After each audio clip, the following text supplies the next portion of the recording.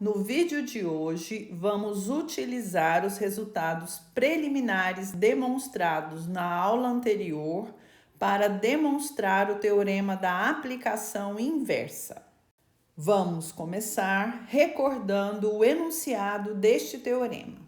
Seja F uma aplicação definida num conjunto aberto U do espaço Rm com imagem em Rm. F é uma aplicação de classe CK em U com K maior ou igual a 1. Se o ponto A pertencente a U é tal que a aplicação linear F' de A é inversível, então existe uma bola aberta, a qual chamaremos de B, centrada em A e com raio delta, inteiramente contida em U, tal que a restrição de F a esta bola é um difeomorfismo sobre um aberto V, que vem a ser uma vizinhança do ponto F de A, vizinhança esta que está contida em Rm. Como F é um difeomorfismo entre B e V, temos que a restrição de F a esta bola é uma bijeção diferenciável. E sua inversa, F-1, que vai de V em B, a qual chamaremos de G, é também diferenciável. Na verdade, a função G tem a mesma regularidade da F, ou seja, é de classe CK, e a derivada de G em f de x é igual à inversa de f' de x. Isto para qualquer ponto x pertencente à bola aberta B. Vamos começar a demonstração do teorema da aplicação inversa relembrando a proposição 1 demonstrada na última videoaula.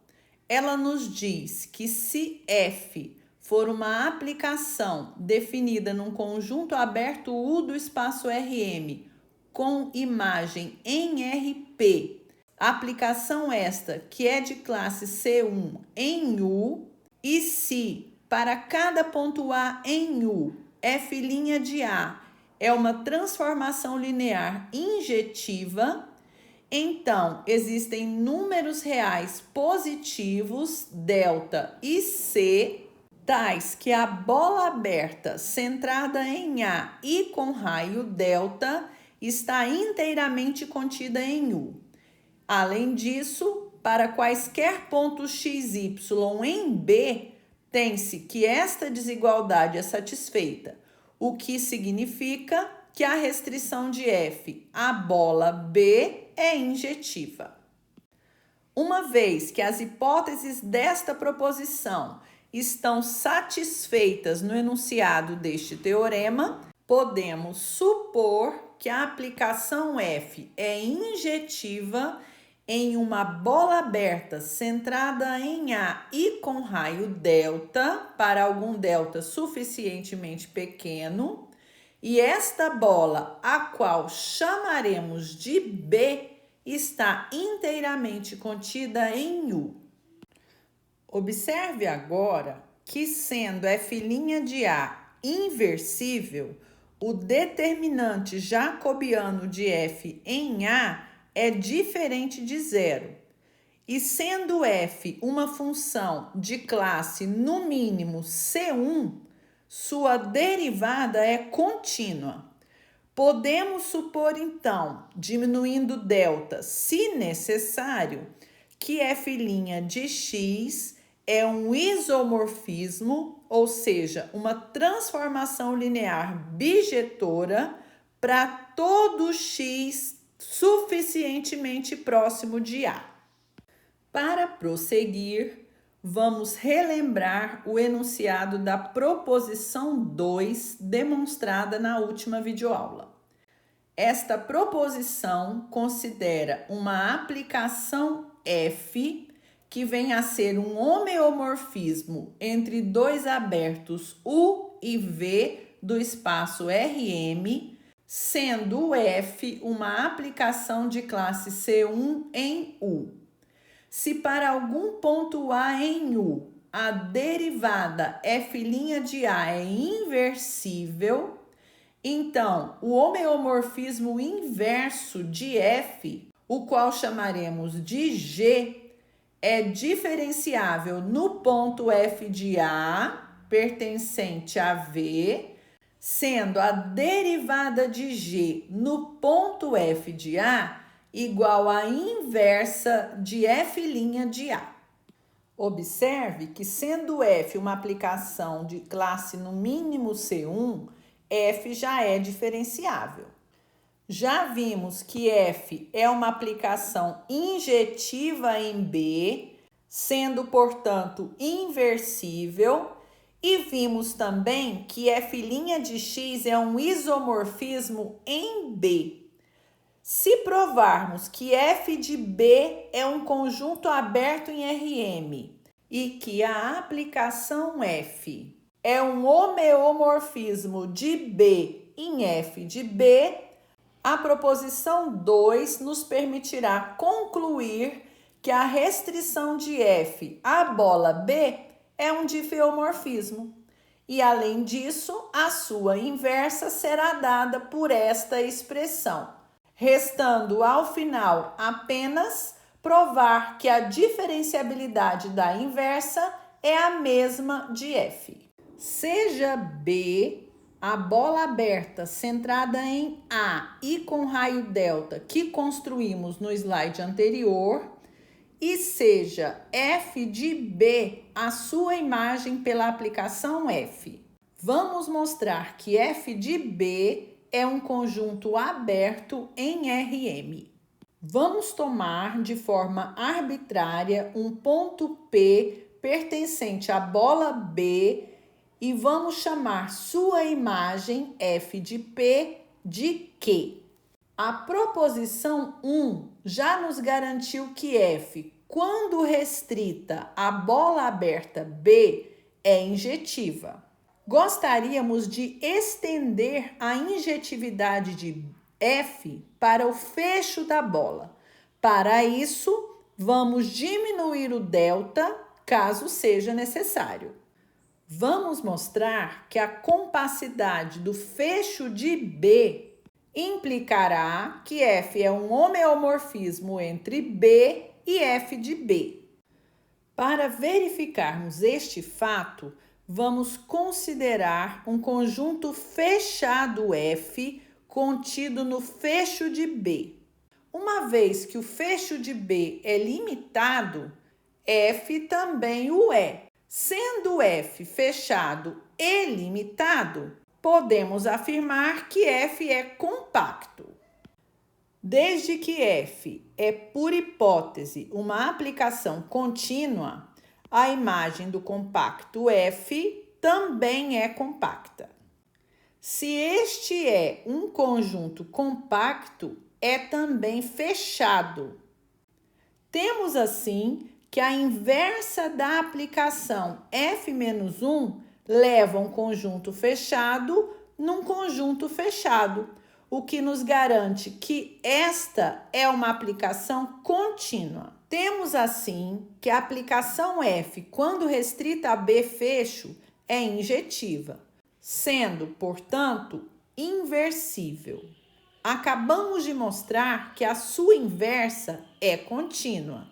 Portanto, a restrição de F ao fecho de B é um homeomorfismo entre B fecho e F de B fecho. Em particular, a restrição de F à bola aberta B é um homeomorfismo de B em F de B. Vamos agora observar que o ponto Q, que é a imagem do ponto P pela F, não pode pertencer à imagem da fronteira da bola pela F, uma vez que a restrição de F ao fecho de B é injetiva e Q é a imagem pela F de um ponto P que está em B, o que nos diz que o ponto Q está em f de b. Como a imagem da fronteira da bola é um conjunto compacto, pois f é contínua e a fronteira da bola é compacta, existe um epsilon positivo, tal que a distância entre o ponto Q e a imagem do ponto X pela f é sempre positiva para qualquer x pertencente à fronteira da bola. Em particular, esta distância é maior ou igual a 2ε. Vamos agora mostrar que a bola aberta centrada no ponto Q e com raio ε está inteiramente contida em f de b. A arbitrariedade do ponto Q tomado em f de b nos permitirá concluir que f de b é um conjunto aberto. Vamos considerar a bola aberta centrada em Q e com raio ε. E vamos tomar um ponto y nesta bola de forma arbitrária. Vamos definir uma função h que a cada ponto x pertencente ao fecho da bola B associa a diferença entre f de x e f de y. Observe que se o ponto x pertencer à fronteira de B, então a norma de h de x, que por definição é a norma de f de x menos y, é maior ou igual que a diferença entre estas duas normas, sendo esta primeira maior ou igual a 2ε por esta desigualdade e a segunda, desde que tanto Q quanto y estão na bola centrada em Q e com raio ε, devido a este sinal de menos, é maior do que menos ε. Portanto, se x está na fronteira de B, então a norma de h de x é maior ou igual a ε. Por outro lado, a norma de h aplicada no ponto P, que pertence ao interior da bola B, por definição, é a norma de f de P menos y. Desde que f de P é igual a Q, temos a próxima igualdade, que é menor do que ε. Estas duas desigualdades nos garantem que a função composta norma bola h, que é contínua, no fecho da bola B, que é compacto, ocorre em um ponto x0 pertencente ao interior da bola B. Vamos agora nos recordar do lema demonstrado na videoaula anterior. Seja G uma aplicação definida num conjunto aberto U do espaço Rm com imagem em Rp. G é uma aplicação diferenciável no ponto A pertencente a U, de tal forma que a transformação linear G' de A seja sobrejetiva. Se o ponto A é um mínimo local da função que a cada x em U associa a norma de g de x, então g de A é o vetor nulo do espaço Rp. Sendo f uma aplicação de classe C1 por hipótese, a função h, assim definida, é diferenciável em B. x0 é um ponto pertencente a B. Por definição, a derivada de h no ponto x0 é igual à derivada de f no ponto x0. Sendo f' de x0 um isomorfismo, a derivada de h em x0 também o é, sendo, portanto, sobrejetiva. Este lema nos permite, então, afirmar que a função h aplicada em x0, que é um ponto de mínimo local da função que a cada x em B associa a norma de h de x, é o vetor nulo do espaço Rm. Portanto, f de x0 é igual a y.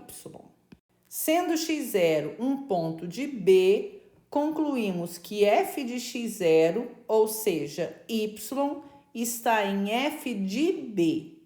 Segue da arbitrariedade do ponto y tomado na bola aberta centrada em Q e com raio epsilon, que esta bola está inteiramente contida em f de b.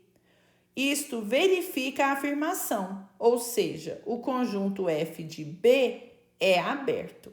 Vamos então definir o conjunto V de FA, anunciado no teorema da aplicação inversa, como este conjunto f de b. Temos desta forma que f de b em V de FA é um homeomorfismo entre dois conjuntos abertos do Rm com f' de x inversível para todo x pertencente à bola B. Estamos, assim, de acordo com as hipóteses da proposição 2 e podemos concluir que a restrição de f à bola B é um difeomorfismo sobre uma vizinhança do ponto f de A. E a derivada da função inversa de f aplicada no ponto f de x vem a ser igual à inversa de f' de x. Exatamente como estabelece a conclusão da proposição 2. Para concluirmos a demonstração do teorema da aplicação inversa, basta apenas verificarmos a classe de diferenciabilidade da função inversa de f, a qual chamamos de g. O teorema anuncia que, sendo f de classe CK, sua inversa também o é. Observe que, dado y igual a f de x pertencente à vizinhança de f em A, esta igualdade nos permite escrever g' de y igual à inversa de f' de x, e aplicando a inversa de f dos dois lados dessa igualdade, temos que o ponto x é igual a f a menos 1 de y. Logo, a derivada g' é dada pela composição entre uma aplicação que vamos chamar de inv, f' e f a menos 1. Onde esta aplicação inv vem a ser aquela que associa a cada operador linear inversível a sua inversa. Em termos matriciais, esta composição vai calcular a matriz inversa da matriz jacobiana de f aplicada em f a menos 1 de y.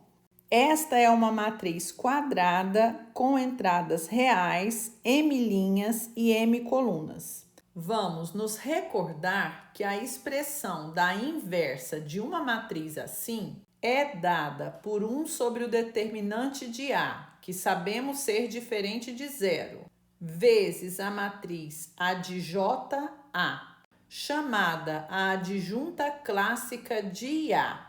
Esta matriz é aquela que tem na iésima linha e jésima coluna menos 1 elevado a i mais j vezes o determinante de mji, onde mij é a matriz obtida mediante a omissão da iésima linha e da jésima coluna da matriz A.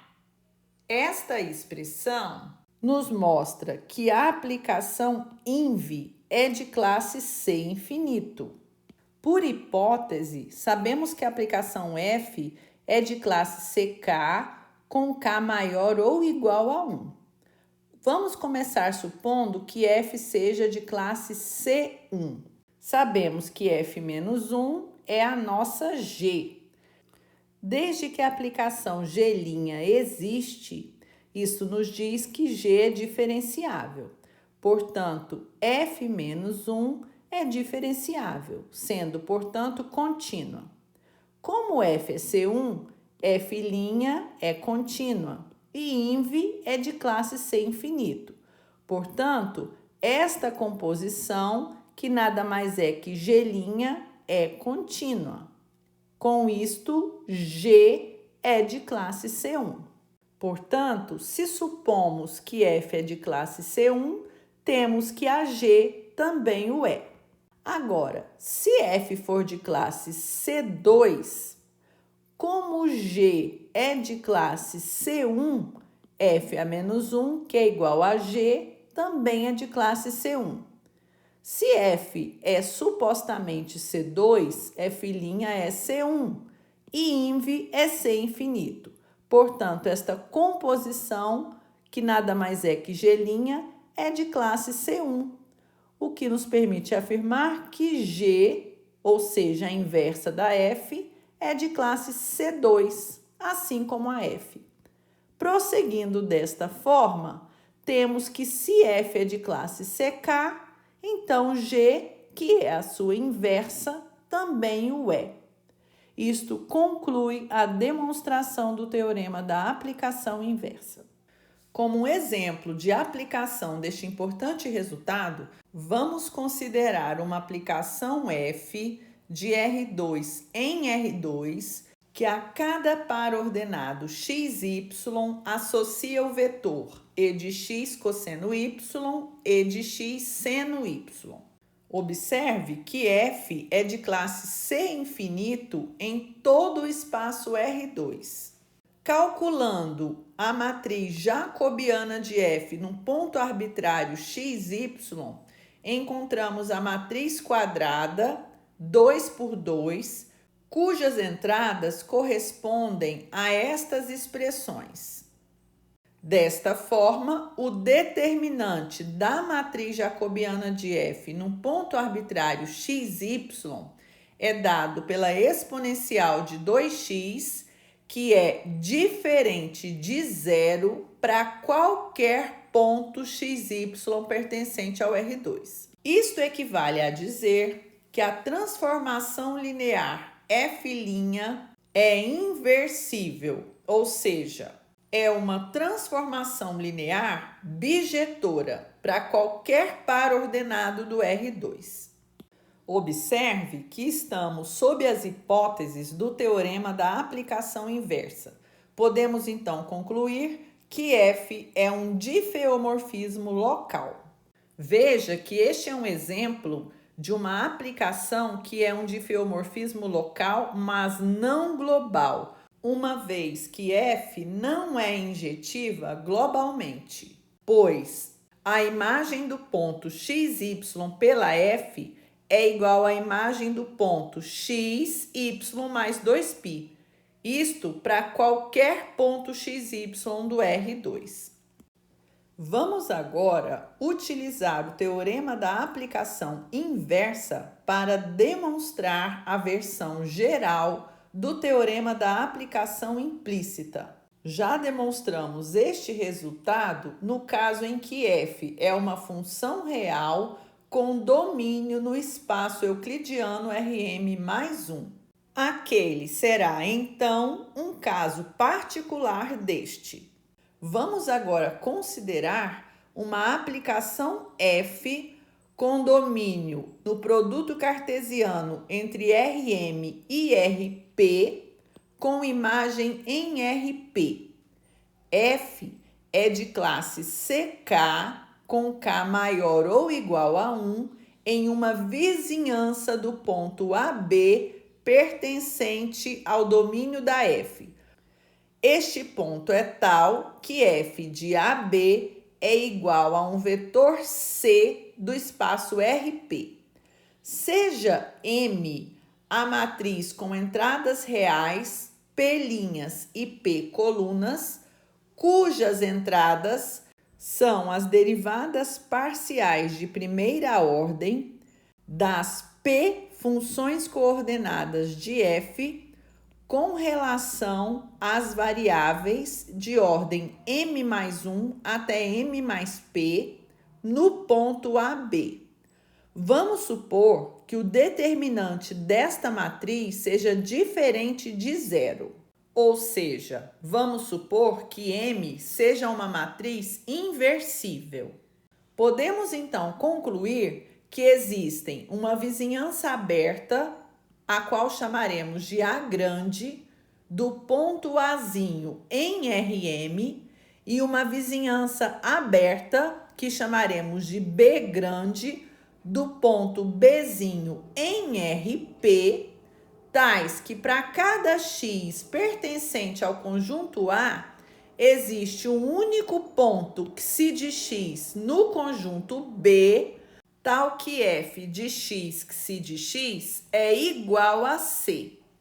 Além disso, a função xi com domínio no conjunto A e imagem no conjunto B tem a mesma regularidade da aplicação f, ou seja, é de classe CK. Resumindo, se tomarmos por V o produto cartesiano entre os conjuntos A e B, a interseção entre a imagem inversa de C pela F e V é o gráfico de uma aplicação xi de classe CK. Esta aplicação diz-se definida implicitamente pela equação f de xy igual a c.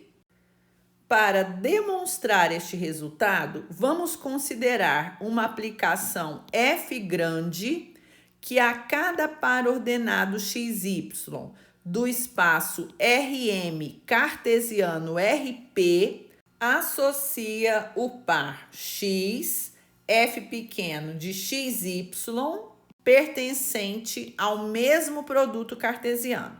Vamos observar que esta aplicação f grande é de classe CK em uma vizinhança do ponto AB, uma vez que f pequena o é.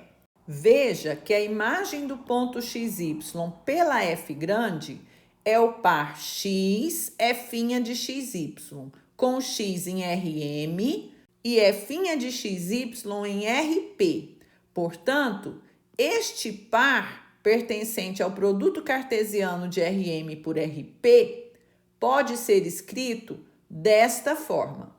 Com isto, a matriz jacobiana de f grande no ponto AB é dada por esta matriz, onde cada uma de suas entradas foi calculada no ponto AB, que está omitido apenas para simplificar a notação.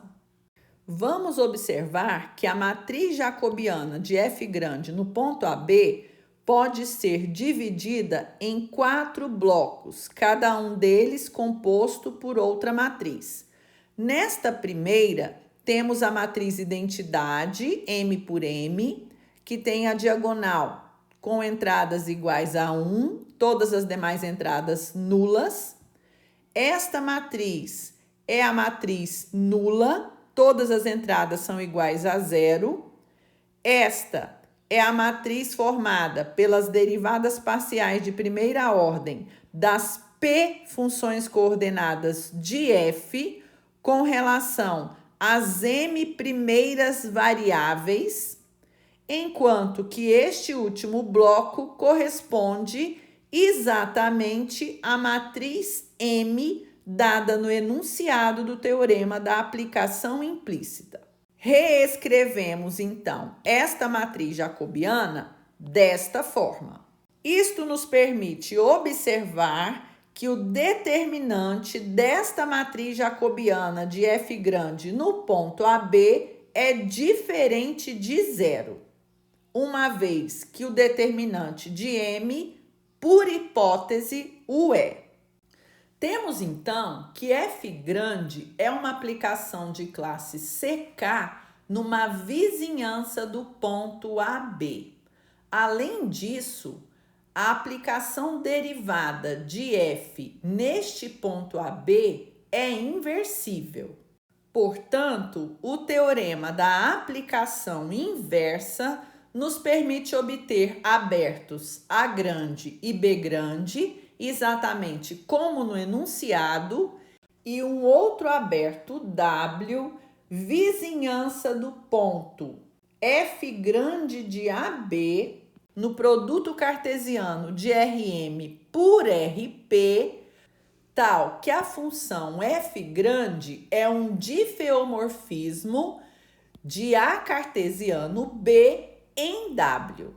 Além disso, a inversa de f grande, a qual chamaremos de H, possui a mesma regularidade de f grande, ou seja, é de classe CK. Sabemos que a aplicação f grande leva o ponto xy no ponto x, f' de xy, onde a função h leva o ponto xy. Sabemos que a função h tem m mais p funções coordenadas.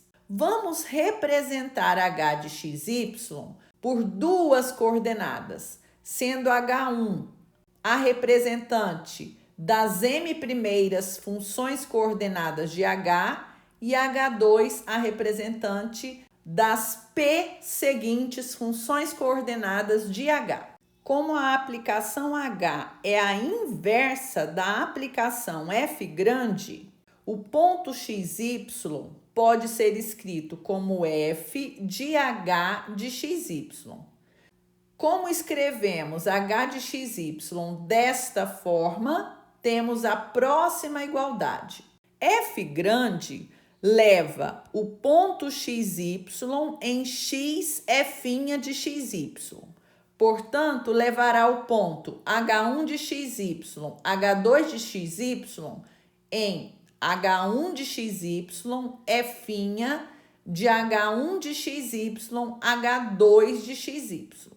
Estes dois vetores são iguais se e somente se as coordenadas correspondentes forem iguais. Portanto, h1 de xy é obrigatoriamente igual a x. Com isto, h de xy é igual a x h2 de xy. Fazendo h2 igual a k, temos que a função h leva o par xy no par x, k de xy, com x pertencente ao conjunto A e k de xy pertencente ao conjunto B. Desde que h é uma aplicação de classe CK, cada uma de suas funções coordenadas também o é. Portanto, k, que é igual a h2, é uma aplicação de classe CK. Vamos agora considerar a aplicação projeção π, que pega o par xy em Rm cartesiano Rp e projeta sobre Rp, ou seja, π de xy é igual a y. Note agora que f grande de h de xy, de acordo com esta igualdade, é f grande de x, k de xy. Por definição de f grande, este vetor é igual a x, f' de x, k de xy. Aplicando a projeção π dos dois lados desta igualdade, temos que a projeção de f grande de h de xy é igual a f' de x, k de xy. Vamos chamar esta relação de 1. Por outro lado, desde que f grande composta com h é a identidade, a projeção de f bola h em xy é a projeção de xy, que vem a ser igual a y. Observe que as relações 1 e 2 nos permitem concluir esta igualdade. Basta agora definirmos a aplicação xi de x por k de xc para obtermos que f em x xi de x, que vem a ser igual a f de x k de xc, é, de acordo com a igualdade obtida anteriormente, igual a c. Veja que como k é uma aplicação de classe CK, xi também o é. Para finalizar a demonstração do teorema da aplicação implícita, basta verificarmos a unicidade desta aplicação XI. Seja y um outro ponto do conjunto B, tal que f de xy também seja igual a C. Queremos verificar que y é igual a kxc, que é igual a xi de x, o que provará a unicidade de xi. Temos que f grande aplicado no par xy é, por definição, x f' de xy. Desde que f' de xy é igual a c, temos a próxima igualdade. Vamos agora aplicar h dos dois lados. Uma vez que h bola f é a identidade, temos que xy é h de xc, que, por esta relação, é igual a x k de xc. Portanto, a igualdade entre estes dois vetores nos garante que y é igual a k de xc, que já sabíamos ser igual a xi de x, o que nos fornece a unicidade da aplicação xi. Isto conclui a demonstração do teorema da aplicação implícita e também a teoria do nosso curso de Análise 2. Apesar da distância, foi um prazer compartilhar o conteúdo deste curso com vocês. Espero que todos fiquem bem e tenham um ótimo final de semestre. Até mais, pessoal!